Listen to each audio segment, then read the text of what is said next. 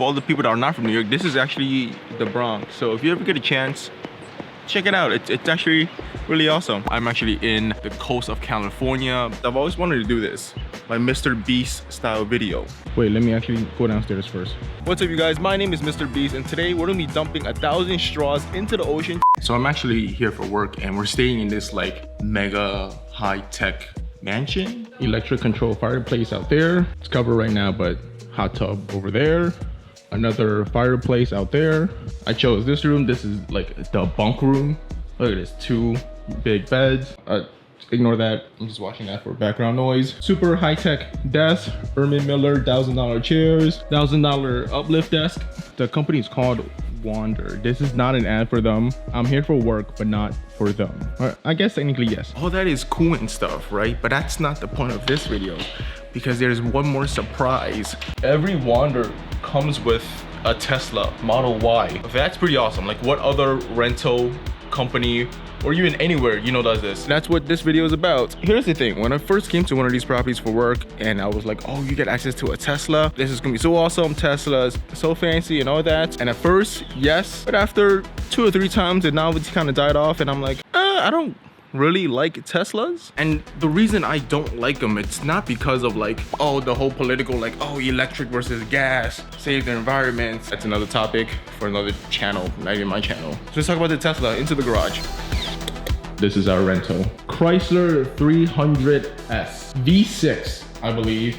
I was excited because I thought we were gonna get like a V8, full power, no car, all American. So what I think the great thing about Teslas, not this one specifically, but just in general, one of the great things about it is that it's very low maintenance. And yes, I know there is some maintenance to it, but it's definitely a lot less compared to a traditional, you know, car. That's very efficient to me. You know, you just get in and go. You don't have to wait for RPMs to drop. Just get in, balls to the walls, you're good to go. Overall, very low maintenance. You don't have to worry about coolant lines breaking, water pumps, oil pumps, or that stuff that you more traditionally have to worry about with a regular car. And I personally think if you're someone that just needs a car to go from point A to point B, like around town to work and back, and you have a charger at home, at work, honestly, not even at work, as long as you have a charger at home, this is a great car for you. I don't see any reason why anyone would not get a Tesla otherwise. And I specifically say Tesla because there's a reason for that. And overall, it's just a very convenient car. It's very like, everything is very simple. You know, you get the trunk and the frunk,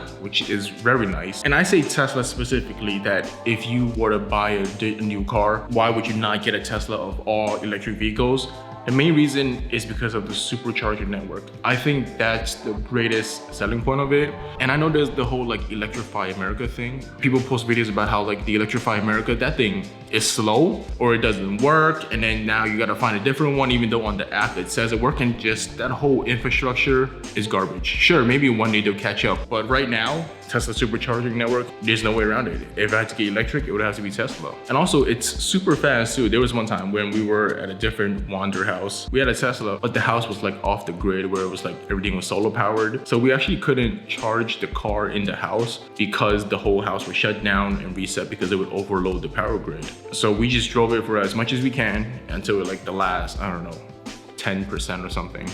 And we were like, okay, we have to charge this car, otherwise we could possibly be stranded on the road.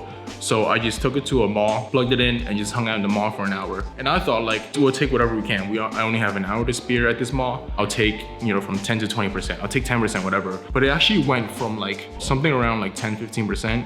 And within that hour, it went all the way up to like, I wanna say 90 plus. And I'm like, that is impressive. Like I knew it was fast, but I didn't know it was that fast. And that's the reason why I say if I had to get an electric car, it would be Tesla because of that supercharging network. Yes, there are a lot of stuff that are great about this car, but there are also stuff that I'm like, like this is questionable.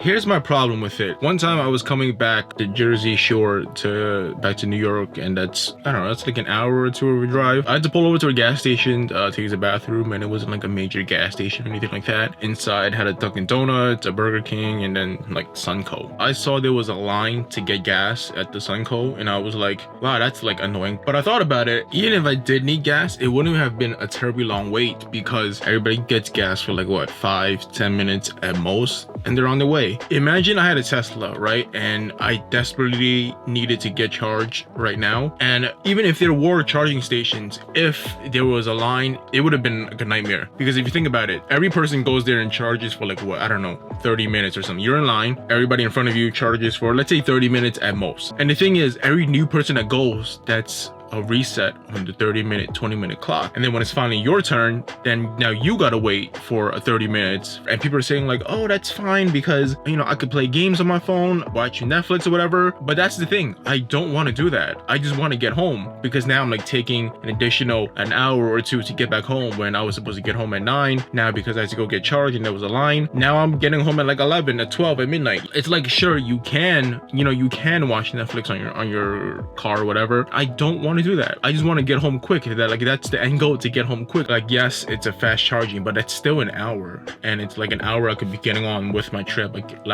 hour I can be getting home or whatever it might be. And now my second thing about it is this screen, that everything is controlled by this screen, which I feel like it's an issue. Like, no matter how good of a computer it might be, of a supercomputer, there will definitely be times of a glitch. The screen freezes, the touch control isn't responding for some reason, and for whatever reason, you gotta restart the screen. And well, the screen is the car, so how can you just restart that? Like, yes, it's clean, it's aesthetic and stuff, but it's like, I feel like it could be like a safety hazard. For example, like you're driving and all of a sudden your screen freezes or blacks out, and now you're like, you know, oh crap, I don't know which exit I'm supposed to turn, I can't see my speedometer and all the like the car information in the car. I feel like that's an issue. Like, yes, it's clean, but why not do like a double screen, you know, like one on top, one on the bottom? For example, in my GTI, like, I know it's not even comparable, but just as an example, when I'm driving and the center console freezes on my GTI, I can just hold the power button and restart the screen and everything is good again. But that doesn't alter my speedometer, my tachometer, and just my dash, and I can still like control my mirrors and HVAC and everything. But if I rely on just one screen, if anything happens, I feel like you're gonna be done goofed. Like, I'm sure it's a great supercomputer, maybe 99.999% of the time perfect, but what about that 0.0001 that could cause an accident? And then about this screen, it adds on to my next point of, I hate how just everything has to be complicated. Like, trying to do anything ends up being like a multi-step process. For example, me having to change the vents, the direction of the vents. I gotta go on the screen, click the HVAC button, then I'm like, oh, I'm playing with this screen of like what direction I want it, and I want to change my mirrors. In a traditional car, it's just right here on, more of the time, it's right here on the left or on the front, whatever. Just boom, left, doom, doom, I'm good. But again, because it's Tesla, it's this whole like multi-step process where I gotta click into the car, then I gotta find, oh, right here, mirrors. Now I gotta go back and play with this little ball. And yes, it's aesthetically pleasing, it looks good and everything, but it's more like, it's just annoying. I wanna change the steering wheel. It's like a standard, pull the lever, boom, boom, I'm good. Now, steering wheel, now I gotta like read the instructions. Oh, use the left ball. This goes up, this goes down, in or out. And that's just annoying, just being more difficult. At what point is the ROI negative, where it's like aesthetics versus practicality? I just want to do what I need to do efficiently. Glove box, you gotta go to the screen. Oh, do I want to do search or do I want to do controls? Glove box. All these bad quote unquote bad things I'm saying about it, it's more from a practicality and like a safety thing, which is pretty annoying. Like, I'm just trying to find the logic behind it. Like, yes, as again, design wise, aesthetically, this is so clean, so simplistic, but at what point is the ROI negative and you're like, it hinders with practicality and function? Let's wrap up the good of this video. One of the pluses, honestly, I have to say, the key is just, it's more practical. Having to pocket car keys, the shape is always weird and just annoying.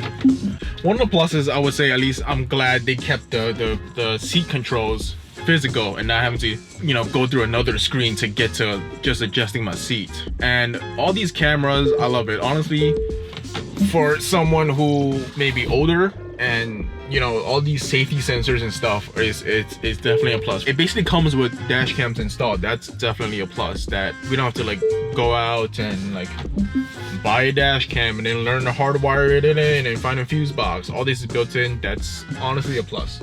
Here we go, instant torque. Instant torque is amazing. It's definitely pretty cool. It's fast, there's no doubt about it. Is that the right terminology, that it's fast, or is it's torquey? I think that's what I'm going for. That instant torque it's really fun. But I will say, me being like a car person, I wish there was noise to it. When you put the foot down and it just whirls, and like you hear the motors going.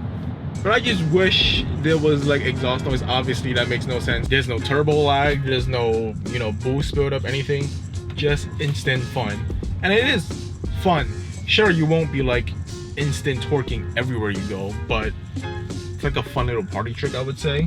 I mean, there's no other way of playing it. It's fast, it's quick. I think that's the term. Quick. It's quick, but it's not fast. That's what I was going for.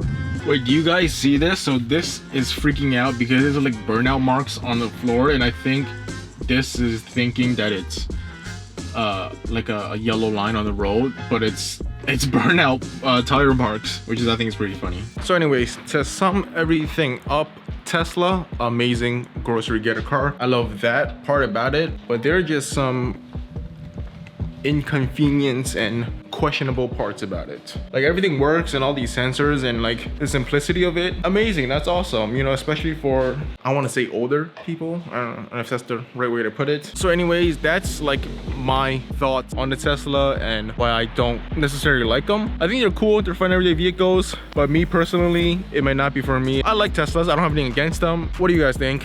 Do you like Teslas? Electric? Porsche Taycan? What do you feel about that? I think it's cool, but no supercharger network, so that might be an issue. Although I have heard talks of them, like of Tesla pairing up with GM and Ford or something, that their vehicles would then be able to use the supercharging network. I feel like Tesla drivers are then going to be super pissed about that. So let me know in the comments, how do you feel? Tesla's electric, what do you feel about it? Electrify America, everything is electric by 2025 in California, right? Is that the deal? Thanks for watching, catch you on the next one.